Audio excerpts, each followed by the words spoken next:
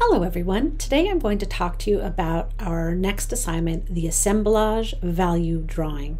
We're going to build on the skills that we've done in the last few weeks, doing a value scale, looking at a still life, and really building up those values and drawing representationally and accurately as possible.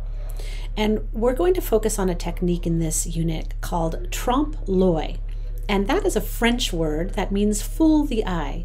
Because if you look at these drawings, if you get the values just right, it actually looks very three-dimensional, doesn't it? It looks like there are objects laying on the sheet of paper, like here. This is Keith Schneider's that we're looking at here, and we can see some tape and some folded paper. This is not a photograph, it's a drawing. So that's our goal, is to make it look as realistic as possible using the drawing skills that we've learned so far. So trompe-l'oeil is created by drawing and or painting using a range of values that make it look as if the objects have three dimensions.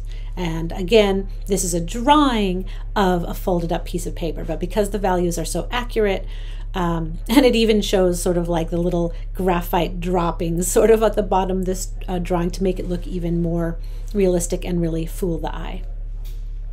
Edward Collier was a famous Dutch artist who lived during the 17th century, and he is known for his trompe-l'oeil paintings and vanitas. Vanitas are still lifes that sort of have hints of tones of like death, like there might be skulls or flowers that are wilted to sort of symbolize death. What we're looking at here is, again, trompe-l'oeil artists really love using like paper and things that kind of are three-dimensional, that look as if that it is really there, and there's objects layered. They're using a cast shadow a lot, and those highlights, what we learned about all those different types of light, the highlight and the midtones and so on from our last unit to create this illusion. Tamara Delimpika, a Polish artist who was active in the early to mid 20th century. She's known mostly for her Art Deco paintings. Art Deco is a movement known for its geometric angles and a lot of kind of connected to almost cubism in a way, before cubism, but there's definitely some connection there.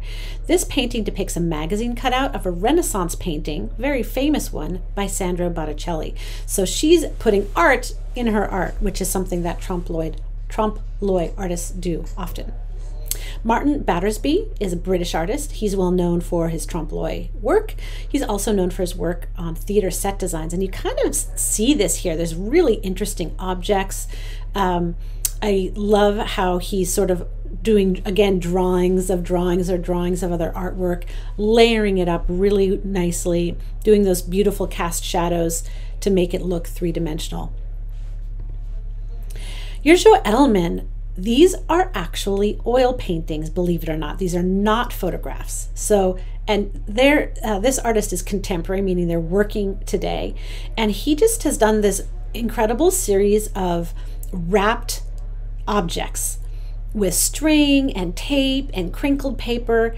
And I think that they're just masterful in terms of they definitely fool the eye. Don't they look like photographs of packages? Sharon Moody, I'm not going to play this video, but it is linked in Google Classroom that you can watch.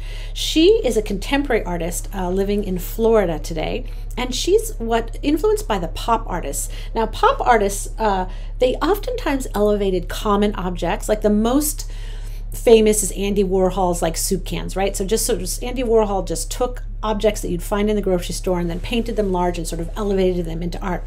Sharon Moody is really interested in vintage comic books, Wonder Woman in particular, and she creates the painting on the right, again, not a photograph, this is a painting of a sort of a stack of the comic books and that cast shadow really makes it look like it's a photograph, and like the pages are sort of curling up off the page. Keith Schneider is a local artist. He is a professor at Humboldt State University. He mostly teaches ceramics, but his initial focus was drawing and printmaking, and he did these wonderful trompe-l'oeil drawings.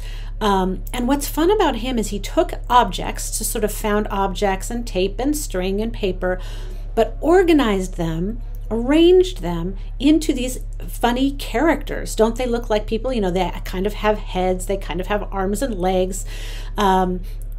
So that's really fun. So I encourage you to do that, is to find the objects that you are interested in drawing and arrange them in an interesting scene. They don't have to be figures. They maybe it's arranging them into sort of a landscape or whatever it is that you want. You have a lot of creative freedom in this assignment.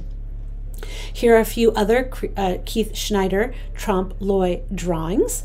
The one in the center, clearly sort of a figure. But the one on the right, I think it's just an interesting arrangement of objects. I don't see anything in particular in it, but sticks work really well. Anything with texture. Also, what's really making this effective is strong directional light, like we did with our still lifes, where we had a little desk lamp shining on it, because that's when you get these shadows, like do you see on this hanger. That shadow is making it look like it's an object resting on paper, and that's sort of what helps fool the eye. So if you like the look of this fabric, string, bits of metal, sticks, rocks work really well, but also any objects that you find interesting and are meaningful to you. So your project, what you're going to do, you're going to assemble, at a minimum, you can have more, but at least 5 objects on a white piece of paper, kind of like we've seen with Keith Schneider. You may select anything from any objects that you'd like that have maybe sentimental value to you, or that you're just really interested in the texture or something that you'd like to draw. So maybe it's something like a important ring that you own, or some jewelry, or maybe it's a figurine that somebody gave you. Maybe it's a letter, or a really anything that is meaningful to you. Look around your room, think about what's important to you, or also go outside and just collect some objects. Leaves, anything like that can work really well. So at least 5 objects, but more if you want. Now you can set up your objects at home and take a picture, or bring them to school. So if you're setting them up at home, be sure your lighting is good. We need directional lighting so we get those shadows to draw. So turn off your overhead lights and just use a strong directional light from a flashlight, a lamp, maybe a window, or just bring your objects to school and we'll set it up in the classroom with strong directional light, and we'll take a photograph. So you can either take a photograph, like usually it works from above, looking down at your objects, and arrange them carefully in an interesting way. Overlapping works really well, some going under and over things, what looks really interesting. So then you take your photograph in your directional light, you edit it so that it's black and white, so that it's just sort of easier for you to see the value. Please turn that photograph into Google Classroom and I'll print it out for you. And so we'll be looking at the photograph of your objects to then recreate and draw on a 12 by 18 piece of paper. And I'm going to show you how to use a grid technique in class that helps us draw things very accurately. It's a really wonderful, useful technique that artists use all the time, and it's important for all artists to know how to do that. And then you're going to draw it using your value scale that we have to match the values as carefully as possible. You'll use those 6B pencils to get those really nice, rich, dark values, and we will make a trompe l'oeil drawing together. Any questions? Just ask.